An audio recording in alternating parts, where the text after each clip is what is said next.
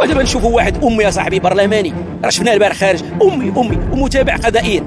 الحكومه اش كدير؟ ملي كيحصلوا كيديروا لجنه، وملي كيديروا لجنه كيديروا لجينه، وملي كيديروا لجينه موتي احمر التقرير ما عمره ما كيخرج. بينهم رئيس الحكومه عنده تضارب مصالح، السي بيتاس عنده تضارب مصالح، السي بن سعيد عنده شركه خدا 50 مليار باش يدير شركه ديال السيارات، عنده تضارب مصالح. وفين هو الدستور في هذا الشيء كله؟ انت راه خرق لي الدستور. انت اما انت كتجي باش تسير الشان العام وكتجمد المسائل الاقتصاديه ديالك والشركات وهذا، واخا راه هذه المساله ما كتدخلش لي العقل. اما قابل لي زافير ديالك ما يمكنش انت تجي تسير الشان العام وتستغل المعلومه، لان منصبك دابا كيمكن لك انك تاخذ المعلومه لانك انت قريب لمصدر القرار وكتستغلها، بحال اللي دار رئيس الحكومه في قضيه ديال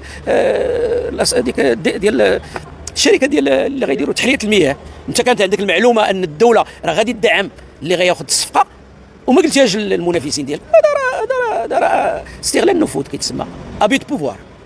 وكيبان لي انا هاد الشباب اللي كيخرج دواء على الصحه والتعليم كان كينتظر ان هاد الناس يستجيبوا لهذا الشيء، لان فعلا راه الصحه راه داك الشيء كارثي. حتى ولينا كنسمعوا اخبار ان المستشفيات تباعوا، وفين غنديروا حنا هاد الصحه؟ فين غيمشي هذا المواطن؟ بالنسبه للنصيحه غتعطي اللي خلقت واحد الجدل، الوزير قال لك انه تم السحب بينما كيقول ما صحاش انه ما خدينا حتى شي حاجه. ودابا هذه خصها تفتح تحقيق باش توصلنا المعلومه، لان حنا كنعرفوا ان ما عمرنا ما غنسيقوا الخبر، لان اش كدير الدوله؟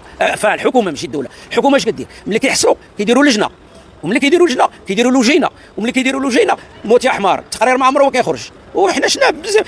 مثلا ناخذوا المشكل ديال الفرقشيه، يقولوا الفرقشيه اللي خداو الدعم 13 مليار درهم، تصور 13 مليار درهم راه ماشي تخدم بها الشباب المغربي، راه تخدم بها الشباب المغربي والشباب ديال موريتانيا والشباب ديال جزر القمر وقيله، لان 13 مليار درهم راه رقم فلكي.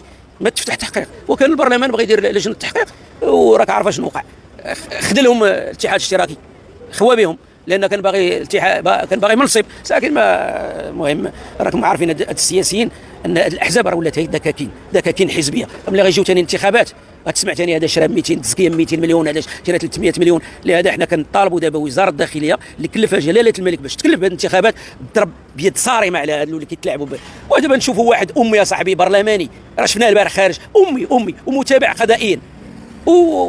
المهم حنا ما بقيناش بغينا نشوفوا الاميين هادو في البرلمان، اللي عندهم ما عندوش مستوى ثقافي معين، على الاقل تكون عنده بكالوريا، على الاقل بكالوريا، ما عندوش مستوى ما بغيناش نشوف. لان اش كيديروا؟ يصوتوا على اي ميزانيه، الشيء اللي قالوا لي ميزانيه راه غيدخلوك انت للحبس فيها، ولا شي قانون غيدخلوا للحبس، يقدر يصوت عليه. انا ما عارفش. امي